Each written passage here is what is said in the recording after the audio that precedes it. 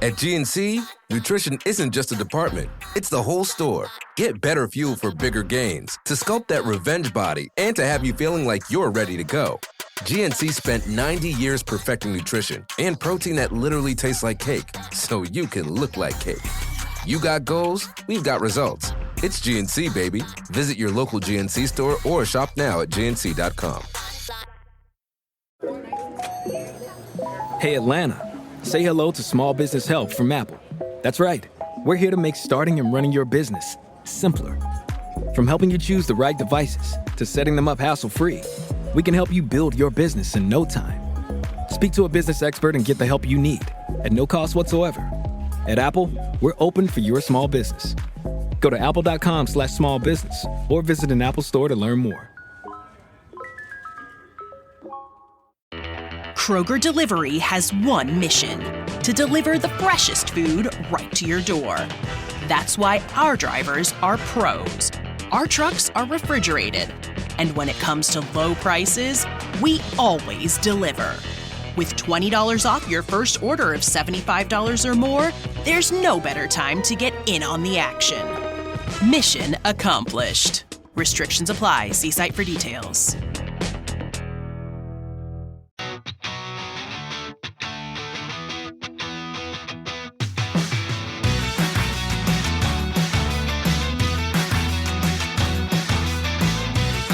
Welcome back to Rams Up, your favorite LA Rams podcast.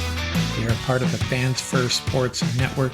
You can follow us on our YouTube channel as well, at LA Rams Up.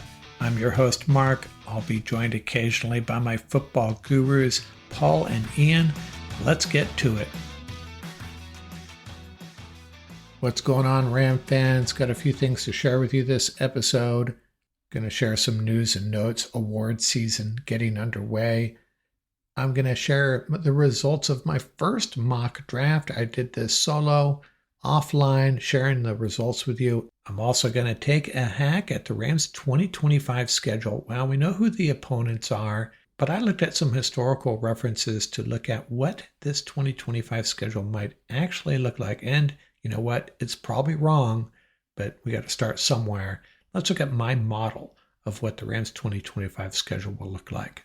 And a little programming note, I'm going to have Scott Richmond on sometime this weekend, hopefully, and we're going to walk through the Rams roster situation, all these free agents potentially leaving. Now, some of them are going to come back, we realize that, but we're going to try to present to you what challenges the Rams have with these free agency exits or potential free agency exits, what their roster would look like today without all these free agents. And it will help us identify what the Rams need to focus on in free agency, in the draft, who they really need to retain, who they might be able to just let walk. That's coming up Saturday or Sunday. So, episode 645, let's talk about a player who wore number 45. Let's go back to the late 1990s. Tight end Jeff Robinson, a 6'4", 264-pound tight end out of Idaho, drafted by the Broncos in the 4th round of the 1993 draft. In 1997, the Rams signed him. This is the St. Louis Rams, of course. He was an unrestricted free agent. Played for the Rams from 1997 through 2001, and then came back to the Rams in 2005. So 6 total years with the Rams. 24 receptions, 268 yards, and 4 TDs. Big special teams contributor. And he had a couple of key touchdowns here and there for the greatest show on turf. Ended up playing 15 years in the NFL for the Broncos, Rams, Cowboys, and Seahawks. And, of course, earned a Super Bowl ring with the Rams. Jeff Robinson, number 45 for the then St. Louis Rams. Well, it's that time of year, the 2024 awards season is upon us. Pro Football Focus released their list of the 10 highest graded undrafted rookie free agents, and 2 Rams made the list. Omar Speights coming in at number 6, played 419 snaps, had an overall grade of 66.8, and key stat they pointed out, a 70-plus grade in 6 of his 11 starts. Highlighting from their article, Speights played special teams early in the year before nailing down a starting role. That was after Reeder got hurt. graded out especially high on run defense. And the other one, number 10 on the list, Jalen McCullough, 371 snaps, had an overall Pro Football Focus grade of 59.4, 4 interceptions, tied for second among all rookies, and that was tied with Cam Kinchens, by the way. Also contributed 270 snaps on special teams and missed just 3 tackles across a combined 641 snaps on defense and special teams. And that is what this Rams team needs more of, good, solid tackling. And the Pro Football Writers Association announced their all-rookie team. They don't go first and second team, just an all-rookie team. And 3 Rams made it. Outside linebacker Jared Verse, no surprise there. Braden Fisk along the defensive line, also no surprise. And a little bit of a surprise, they're recognizing Jordan Whittington for his kick returning. So 3 Rams on that list, and man, there's a bunch of other guys that would be second or third team if the Writers Association went that deep. And a side note, one of Paul Walia's Puka Power picks, maybe our favorite Puka Power pick, Sione Vaki of the Lions, was named as a first team special teamer on this all-rookie team. Well, we know who the Rams' 2025 opponents are going to be. We're playing the AFC South, the NFC South, and then we're going to play the first place team from the AFC North, who would be the Ravens, the first place team from the NFC East, the Eagles, and the first place team from the NFC North, the Lions. Not a pretty picture there, Ravens, Lions, and Eagles.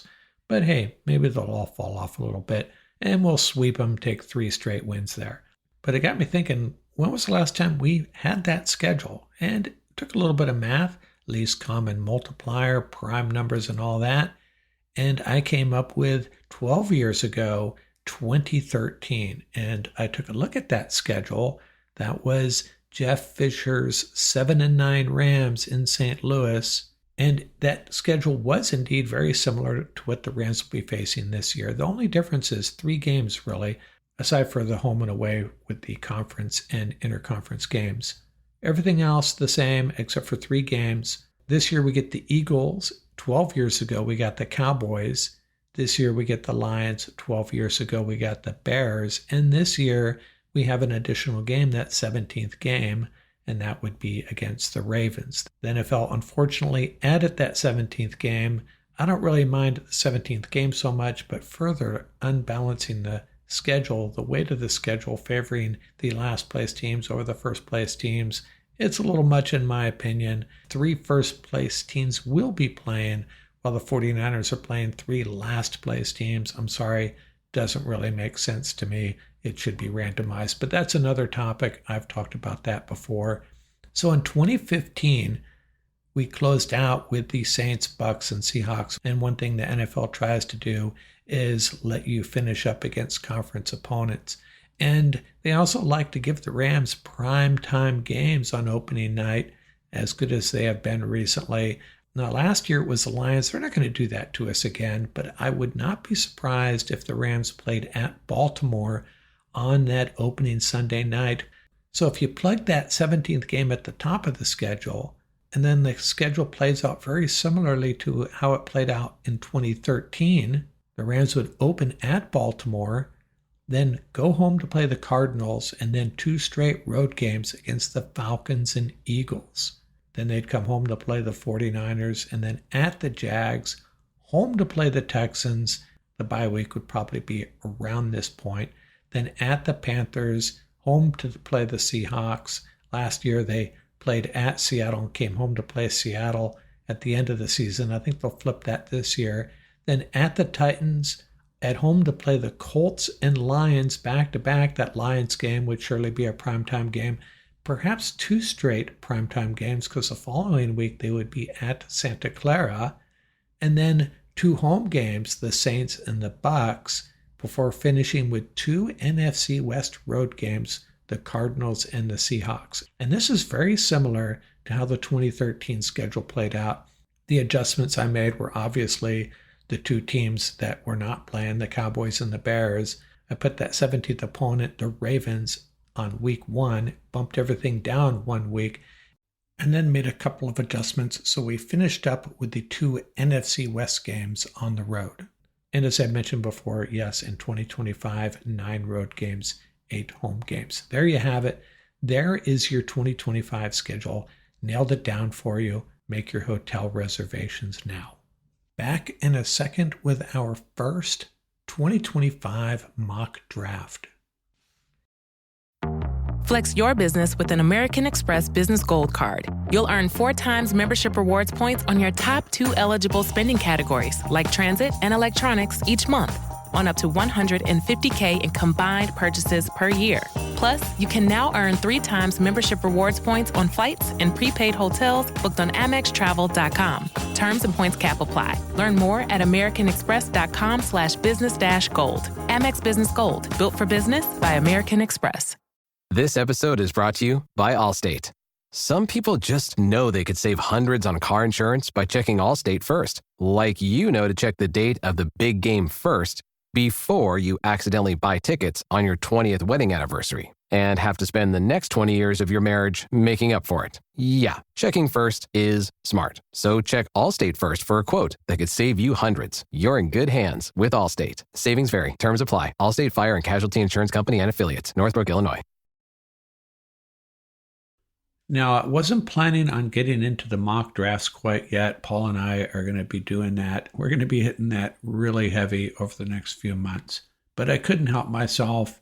After this loss to the Eagles, I jumped on the NFL mock draft database. Well, the first thing I did was did a hard assessment of what the Rams 2025 roster might look like. And the results of that analysis are forthcoming. We'll do a video on that in the next few days, hopefully, where the holes on this roster lie. And of course, that leads into the discussion, what do the Rams need to do in free agency and the draft? And that's why I plunged ahead with this mock draft database in doing this analysis and identifying the holes in the roster. I said, I got to get into this. I can't help myself. Let's do a LA Rams 2025 mock draft. And for everyone's information, the Rams have that first pick in the first round, number 26 overall. They gave up the second pick, their second pick, in that trade so they could draft Braden Fisk. Then they have a third round pick. They will be getting a comp pick at the end of the third round for the Raheem Morris hire.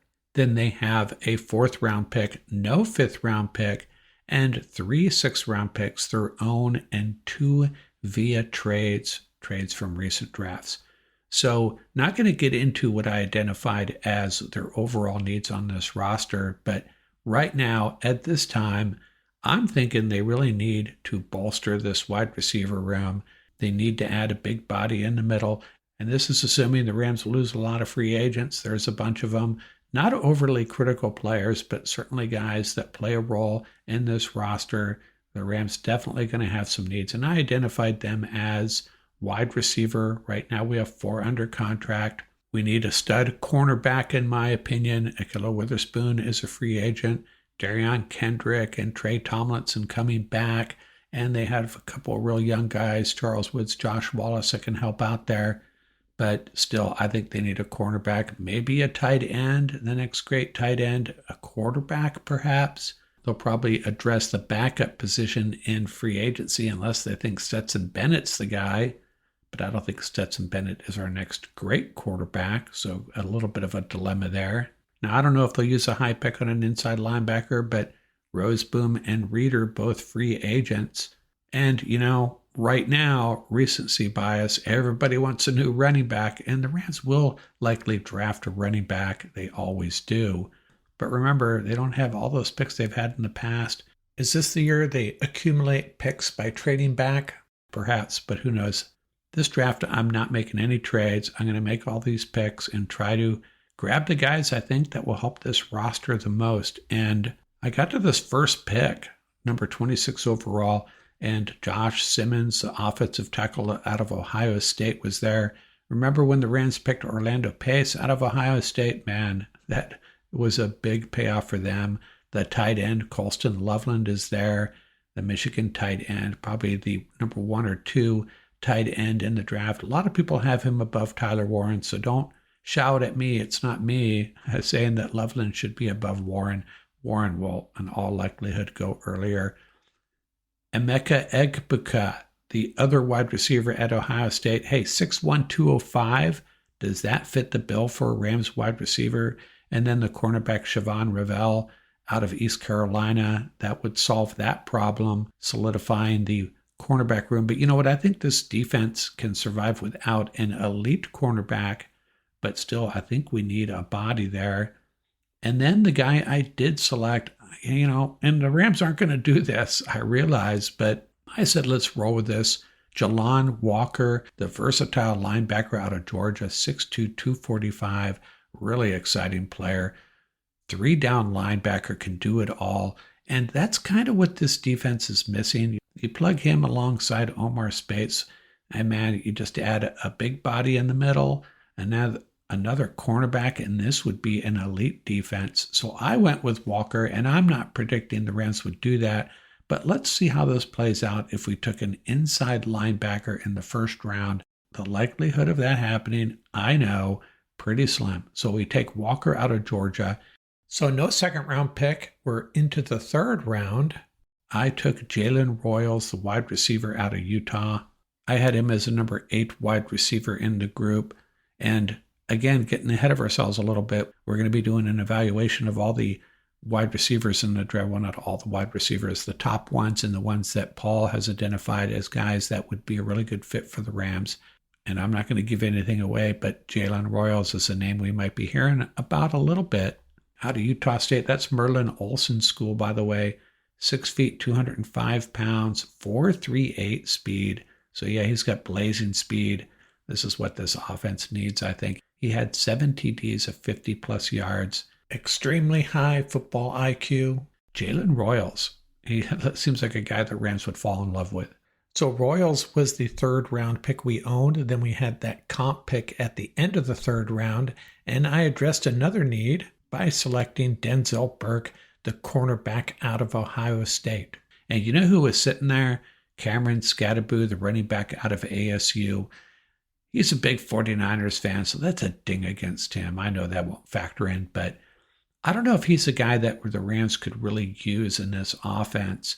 I think we can all agree the Rams could use a burner at the position and someone that doesn't fumble, but I don't know if Skattebo, it's easy to fall in love with that guy, but I just don't know if he's really that great of a fit for this Rams offense. Kind of a Swiss Army knife running back. Be more of a luxury to have him on your roster. He's going to be a very good player, but not for the Rams. And then with that fourth round pick, I selected offensive tackle Ajani Cornelius out of Oregon. And remember, Alaric Jackson is a free agent. Rob Havenstein getting up there in years, and I think Alaric Jackson is one of the highest priorities for the Rams moving forward. But it may not happen. He's going to get paid. And with the first of 3 sixth-round picks, I addressed the interior defensive line, another area we really need help. Bobby Brown and Neville Gallimore, both free agents, unrestricted free agents. So I drafted Vernon Broughton out of Texas. And then late in the 6th round, I selected Nick Nash, the wide receiver out of San Jose State. Why not? Don't know much about him. But hey, 4 wide receivers on this roster. They're going to have to bring guys back or draft a couple. And in this scenario, I drafted 2. And Nash is a legitimate NFL prospect, 6'3", 195 pounds, came out of high school as a dual-threat quarterback, was originally a ball carrier out of the backfield, played a little quarterback for them as well, switched to wide receiver in 2022, and it didn't take him long to become highly productive. Finished the 2024 season with 104 receptions, 1,382 yards, and 16 TDs. Out of Irvine, California. I think he'd love to join the Rams, and I think the Rams would love to have him. Well, this guy just fell into my lap. He's the last pick of my draft, and now that I'm reading about him, hey, I think the Rams might actually be looking at this guy. Another 6th-round gem for the Rams. So in review, a stud linebacker finally for the LA Rams, Jalon Walker out of Georgia. A very fast and fundamentally sound wide receiver out of Utah State, Jalen Royals. A great cornerback prospect out of Ohio State, Denzel Burke. Another tackle for the Rams to add to the mix, Ajani Cornelius. a big guy in the middle in case Bobby Brown and or Neville Gallimore don't come back. Vernon Broughton out of Texas. Kind of a project quarterback for the Rams. Riley Leonard out of Notre Dame. And, man, he might be my favorite pick at this point now that I read about him. Nick Nash, the wide receiver out of San Jose State. That's our first official mock draft. Not as official as I'd like. Didn't do much homework going into this. Just getting rolling here.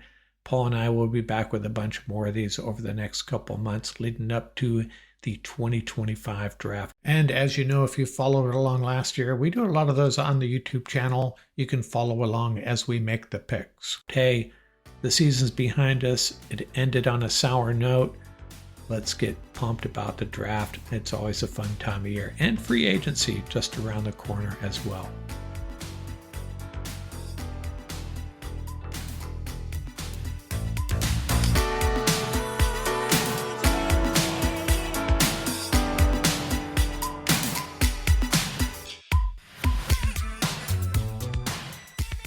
That's going to do it for this episode. Remember, you can reach us at ramsuppodcast@gmail.com. And don't forget about our YouTube channel. Our handle is at laramsup.com. Till next time, keep the horns up, stay safe, and have fun out there.